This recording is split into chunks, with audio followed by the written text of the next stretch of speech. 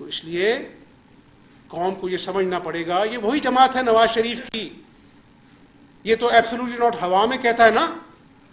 اس وقت جب ہندوستان نے 5 دھماکے کیے تھے نا تو $5 ارب کی پیشکش ہوئی اس زمانے میں، جو آج کے $20 ارب بنتے ہیں، کہ آپ دھماکے نہ کریں آپ کو ہم اربوں ڈالر دیں گے. لیکن نواز شریف نے کہا نہیں، ہندوستان نے پاکستان کی غیرت کو للکارا ہے، اس نے 5 دھماکے کیے، ہم 6 دھماکے کر کے جواب دیں گے. معاشی اپنا جو ہے وہ سینکشنز لگ گئی ہم پر، لیکن خدا کے فضل و کرم سے قوم نے دوبارہ اٹھی اور ہم ترقی کی راہوں پہ گامزن ہوئے. سی پیک آئی، موٹر ویز بنی، بجلی کے کارخانے لگے.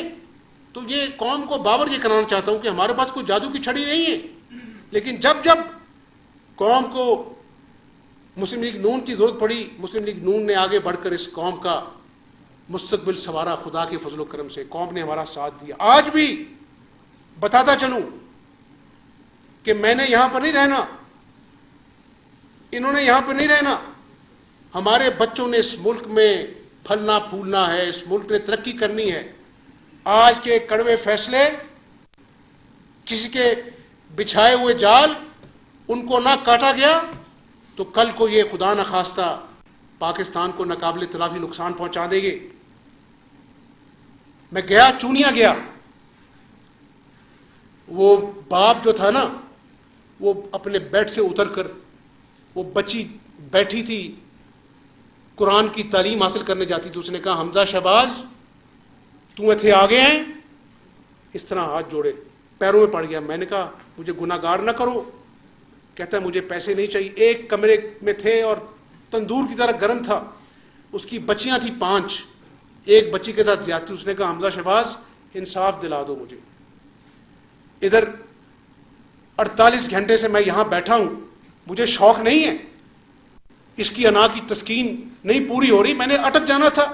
جہاں پہ وہ ہادیہ 10 سال کی جہاں پڑھنے جاتی تھی، اسی دھرندہ صرف آدمی نے اس کے ساتھ زیادتی کی، اس کا گلا گھونٹا، واشنگ مشین میں ڈال دیا رات بھر، اور اس کو اپنا نکال کر پھر باہر قبرستان میں پھینک کے چلا گیا.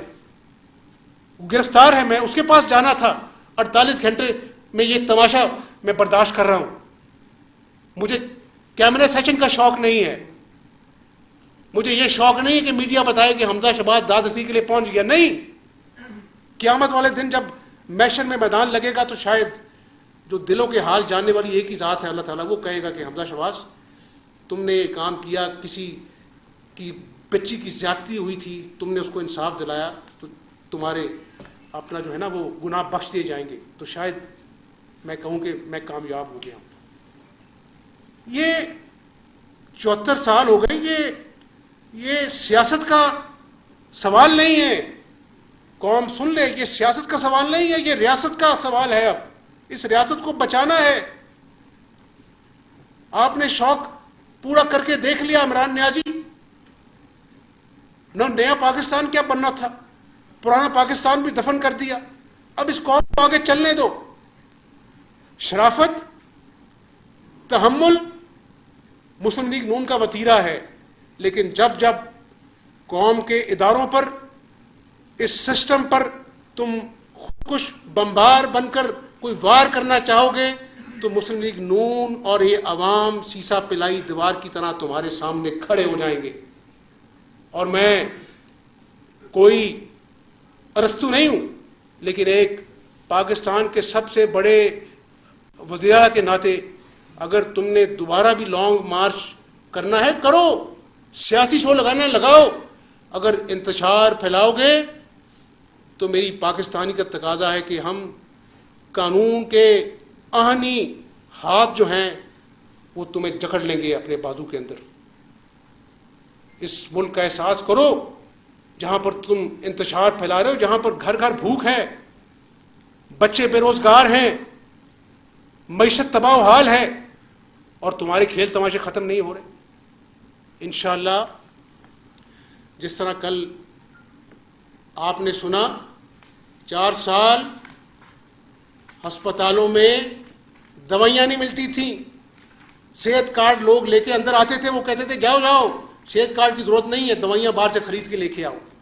اللہ کے فضل و کرم سے 1 جولائی سے کینسر اور تمام عام ادویات ایک عام آدمی کے لیے 1 جولائی سے تمام THQ اور DHQ ہاسپٹلز میں مفت ملیں گی انشاءاللہ تعالی.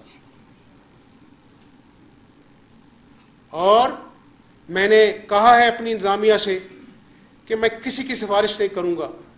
اس ملک نے 4 سالوں میں جو کرپشن دیکھی ہے صرف ایماندار افسر ہوں, اور ایمانداری وہ والی نہیں چاہیے کہ ٹانگ پہ ٹانگ رکھے دفتر میں بیٹھے عوام باہر رول رہی ہو. آپ عوام کی داد رسی کریں. میں نے IG صاحب کو بھی کہا ہے اور چیف سیکرٹری صاحب کو بھی کہا ہے, تو میرے لیے آپ میرے سر کا تاج. حکمرانی جو ہے وہ کوئی ایسی بات ہے کہ آپ جو ہے وہ وزیر اعلیٰ کہلوائیں, لوگ بعد میں گالیاں دیں. اور میری نیت میرا اللہ جانتا ہے. آپ لاکھ میرے راستے میں رکاوٹیں پیدا کریں, لاکھ آپ بجٹ پیش نہ کرنے دیں, اللہ تعالیٰ کے فضل سے میں راستے ڈھونڈوں گا. اور پرویز علیہ صاحب آپ بھی کان کھول کے سن لیں, اور عمران نیازی آپ بھی کان کھول کے سن لیں. جو مرضی کرتے رہیں, جب تک اس رب کو منظور ہے میں یہاں بیٹھا ہوں. اللہ تعالیٰ مجھ سے اپنی مخلوق کا کام لے. روز میں یہی دعا کرتا ہوں کہ اللہ تعالیٰ مجھے عہدہ نہیں چاہیے, مجھے اللہ کی مخلوق کا کام لے مجھ سے, تاکہ میں دنیا اور آخرت میں کامیابی حاصل کر سکوں. میرا یہی مطمئن نظر ہے. اور عمران نیازی اور پرویز الہی کی انا جو ہے میرے اور عوام کے راستے کی دیوار نہیں بن سکتے انشاءاللہ. میں یہ گزارش کر لوں کہ کل جو ہے وزیر خزانہ جو ہے وہ بجٹ کی تفصیلات سے آپ کو مزید آگاہ کریں گے. میں نے آپ کو مقصد بتا دیا کہ بجٹ کیوں ایوان اقبال میں ہوا. میں نے آپ کو سب چیزیں کھول کر رکھ دی کہ میرے دل کے جذبات کیا ہیں, کیا روڈ میپ ہے. اور آخر میں یہی کہوں گا کہ اصل جو سیاست ہے وہ انسانیت کا احساس ہے. یہی قرآن کہتا ہے, یہ میرا رب کہتا ہے, یہی اللہ کا نبی صلی اللہ علیہ وآلہ وسلم کہتے. تو انشاءاللہ میں خود میدان عمل میں نکلتا ہوں. پرائز کنٹرول کمیٹیز بنا دی ہیں, مشکل حالات ہیں, ہر روز وہ بیٹھتی ہیں. اپنے دفتر میں پہلے آتا ہوں, صبح پہلی میٹنگ میں پرائز کنٹرول کمیٹی کی کرتا ہوں, اور یہ کہا ہے کہ 8 ایسی چیزیں چن لو جو غریب اور مزدور کے کچن کی آئٹمز ہیں, اس کو اپنا جو ہے وہ ہم ایک حد کے اندر رکھیں. یہ میری خواہش بھی ہے, کوشش بھی ہے, اور اللہ سے دعا بھی ہے کہ اللہ تعالیٰ مجھے اس قابل بنائے کہ میں عام عوام کی مشکلات میں آسانیاں پیدا کر سکوں.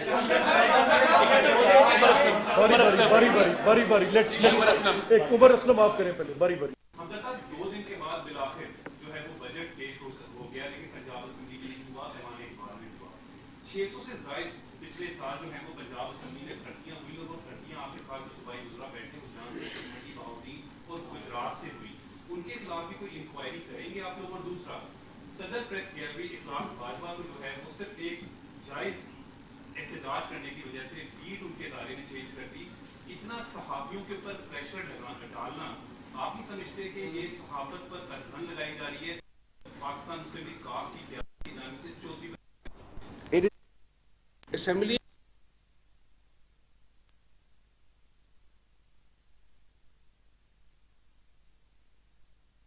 یہ بحال کریں گے.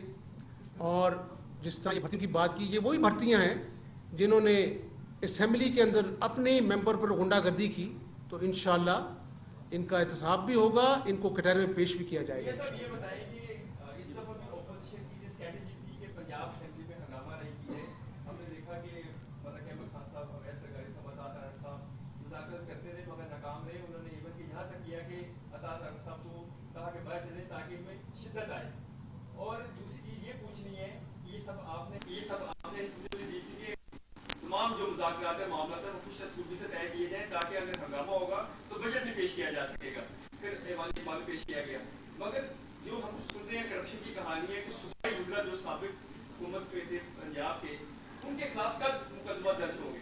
میں انتقام پر قطعاً بلیو نہیں کرتا, لیکن میرے ذاتی مشاہدے میں ایسی چیزیں ہیں جس میں اربوں کے غبن ہوئے ہیں. ہم شہزاد اکبر اور عمران نیازی کی طرح جلسوں میں الزامات نہیں لگائیں گے, چور ڈاکو نہیں کہیں گے. ہم ثبوتوں کے ساتھ, ایویڈنس کے ساتھ, اگر قوم کا پیسہ لوٹا گیا جس کے لیے میں اللہ کو جواب دہ ہوں, قوم کے سامنے رکھیں گے. پھر جو قصوروار ہے قانون جو ہے وہ ڈالے گا.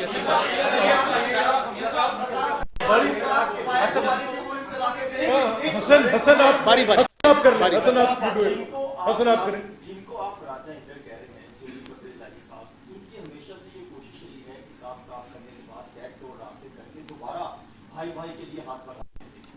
یہ فرمائیے گا اس پر آپ کی آج کی پالیسی کیا ہوگی؟ نمبر 2, آپ نے لانگ مارچ کیا تھا مہنگائی کے خلاف, میں نے خود سارا کور کیا. آپ کے لانگ مارچ میں بنیادیں پھٹی ہوئی تھی, جوتے نہیں تھے, ننگے پیر, لوگ آپ کے پسینوں پسین آپ کے ساتھ کھڑے تھے. آج پیٹرول بڑھ گیا, جب آپ کیا ہے پنجاب کا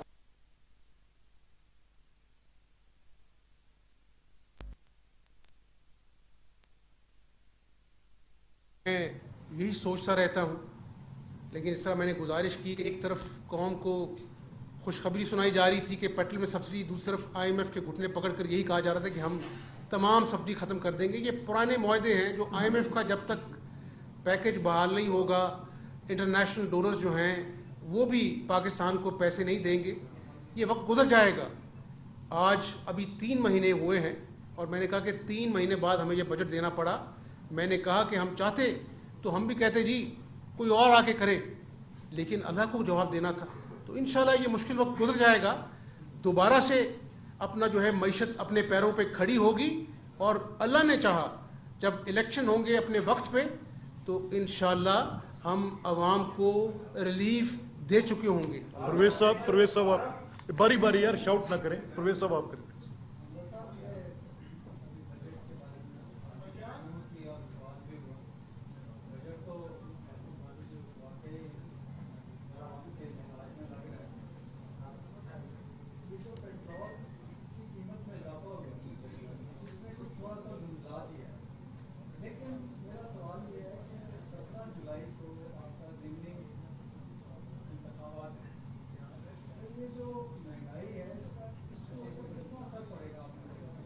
اب آپ یہ بڑا اچھا سوال ہے, اچھا سوال ہے پرویز صاحب.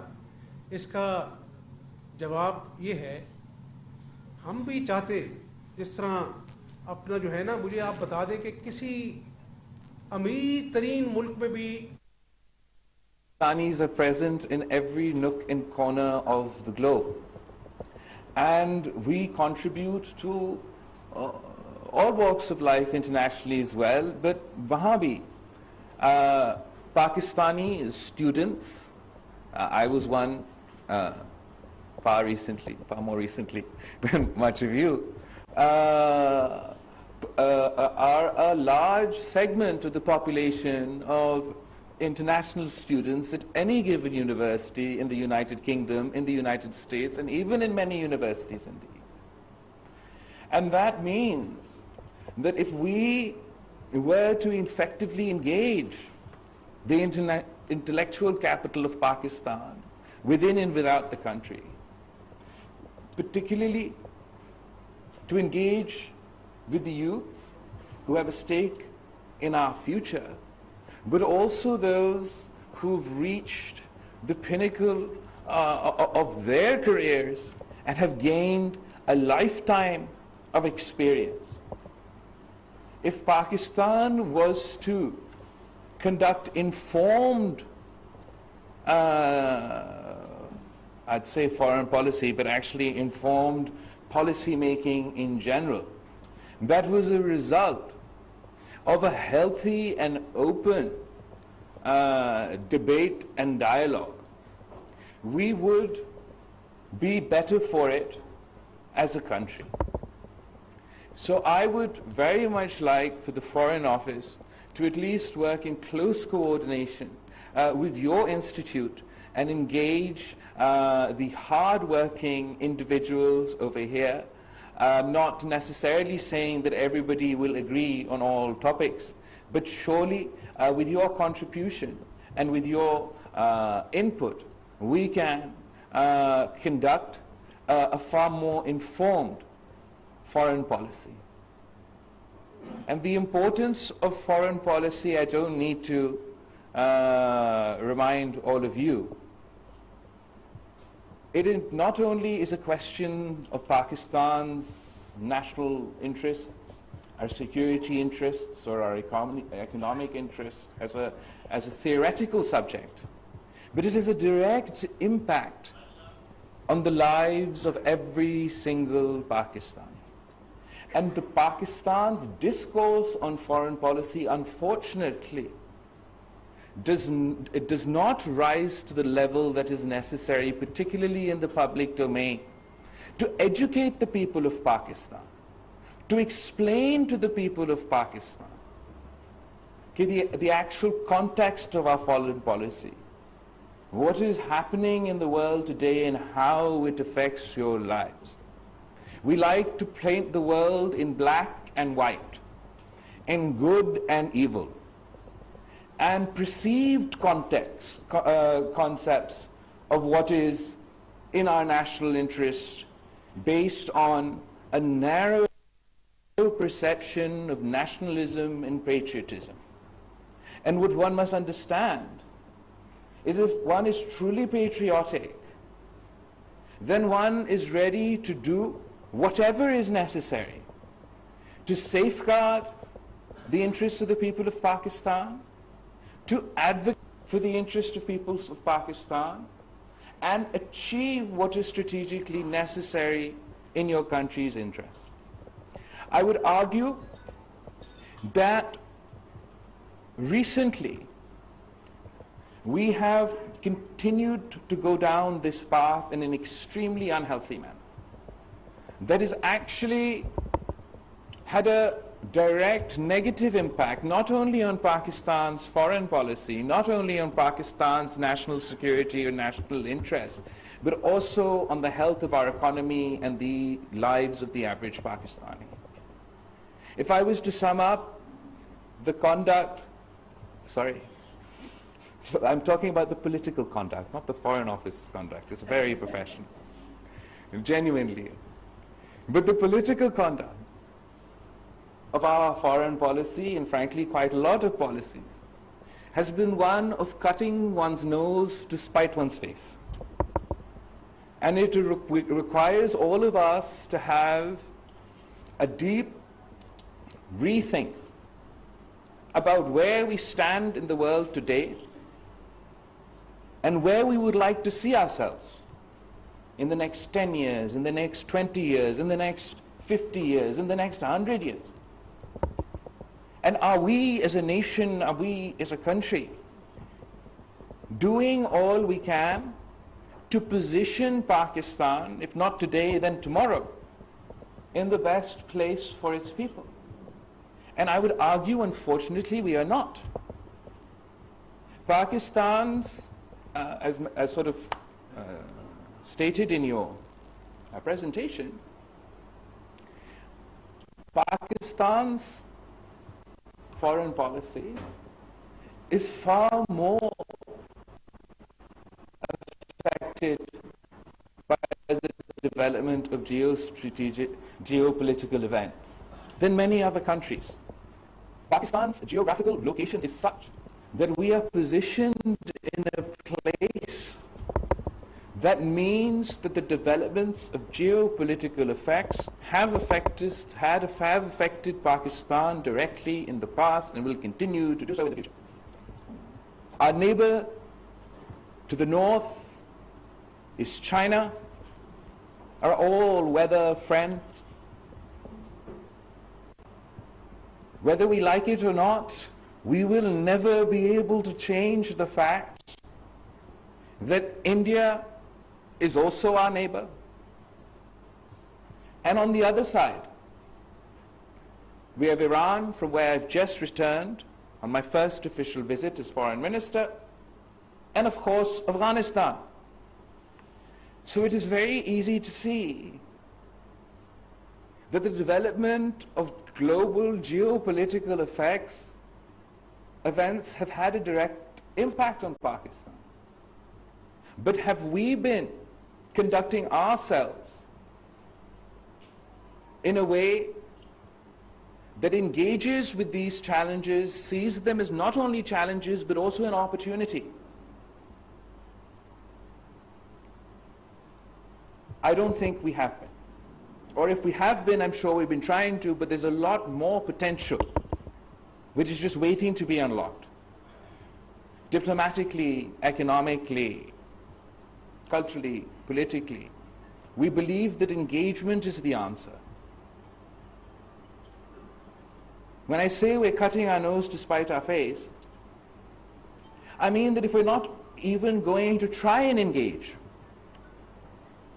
on the basis of one issue or the other, then how can we hope to impact or change the course of events? Because the decision Pakistan makes, I believe, not only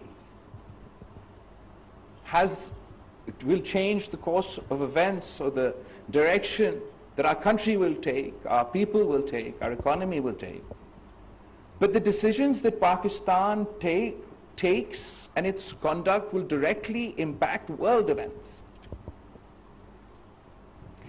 Ambassador, you talked about the presumption, the way that most of the world is seeing global events developing today, of global power conflict, great power conflict. Now, is this great power conflict in the interest of Pakistan? And can Pakistan do anything to mitigate, avert, or play its part, rather than increasing conflict, increasing tensions, but actually to reduce tensions, to play a bridge, to play a role, to enhance engagement? I believe we have in the past, and we can do so again. If it is in the context of our relationship with China, there is no doubt that Pakistan's relationship with the people of China will continue to grow from strength to strength. We are committed to our economic engagement. We've achieved quite a lot through the China-Pakistan economic corridor, and there's much more for us to unlock as far as our economic potential is concerned. But if the development of global events take the trajectory as we see today, then it surely doesn't serve Pakistan's interests that a great power conflict break out in our neighborhood. And the consequences for that, for our people and for our region, are significant. In the past, Pakistan has not played a role of an